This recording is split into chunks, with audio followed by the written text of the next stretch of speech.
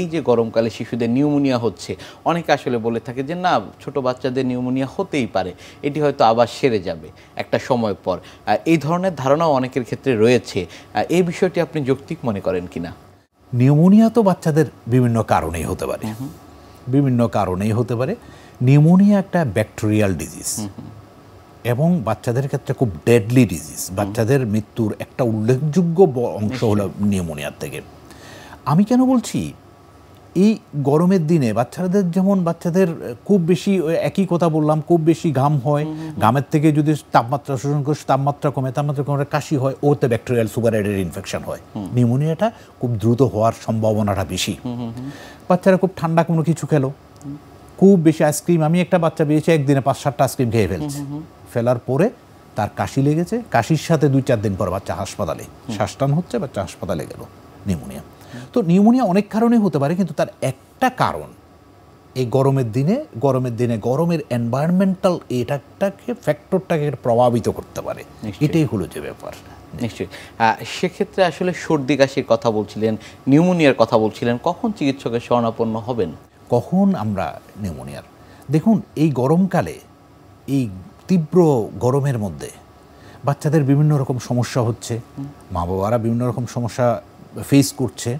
এখন প্রশ্ন আসছে যে কখন আমরা বাসায় রাখবো, কখন আমরা ডাক্তারের কাছে নিব, কখন আমরা হাসপাতালে নিব। একটা জিনিস দেখুন, কয়েকটা জিনিস আছে।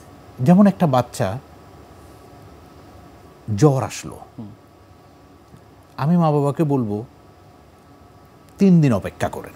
আচ্ছা, জ্বর আসলো, জ্বরের জন্য শুধু জ্বরের নাপা খাওয়াবেন, জ্বরের প্যারাসিটামল জাতীয় সিরাপ খাওয়াবেন, বাচ্চাকে খুব সুন্দর মানে ঘরোয়া পরিবেশে রাখুন, বাচ্চাকে প্রচুর তরল খাবার টাবার দিন, এগুলো দিন।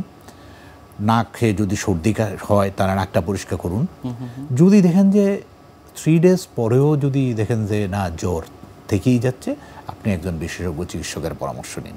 কিন্তু এখানে একটা প্রশ্ন আছে, এখন সেই জ্বরটা কীরকম? জ্বরটা যদি প্রথম দিন থেকে যদি জ্বরটা মারাত্মক হয়, 103-4 অনেক জ্বর চলে আসছে, তাহলে আপনি সাথে সাথে উইদাউট এনি ডিলে আপনি সাথে সাথে কিন্তু চিকিৎসকের শরণাপন্ন হবেন।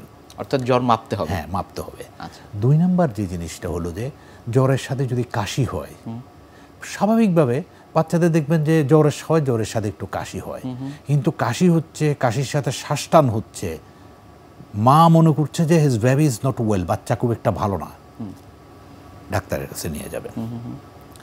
অ্যাজমার বাচ্চা, অ্যাজমা ও আগেই মা বাবা জানে যে এই বাচ্চার অ্যাজমা আছে, সে ট্রিটমেন্ট পায়, মা বাবা কিন্তু অনেক মানে সতর্ক এই ব্যাপারে জানে। কিন্তু কোনোভাবে যদি মনে করেন যে না, আপনার বাচ্চার আসলেই মানে বেবি ইজ নট গুড, বাচ্চার সমস্যা হচ্ছে, বাচ্চার শ্বাস নিতে সমস্যা হচ্ছে, বা বাচ্চার কোনো কারণে স্যাচুরেশন, যদি আমরা পালসোসিমেট্রি স্যাচুরেশন দেখি এটা কমে যাচ্ছে, আপনি অতি দ্রুত নিকটস্থ হাসপাতাল বা চিকিৎসকের কাছে নেবেন। এই জিনিসগুলো এখন মেনটেন করলে হয় কি, মা বাবা, আমি সবসময় একটা জিনিস বলি, মা ইজ দ্য বেস্ট ডক্টর। বাচ্চার জন্য সবচেয়ে বড় চিকিৎসক হলো মা। মা বুঝতে পারে যে তার বাচ্চা কখন ভালো কখন ভালো না। তো বাচ্চাকে ওইভাবে দেখবেন এবং খুবই মানে মেটিকুলাসলি ঘরের মধ্যে চিকিৎসারা ঘরের মধ্যে যতদিন তাকে খুব অবজার্ভ করবেন, এবং যদি সামান্যটুকু আপনার চোখে কোনো রকম বাচ্চার দ্বিধা হয় যে না, আমার বাচ্চাটা খুব একটা সুবিধার না,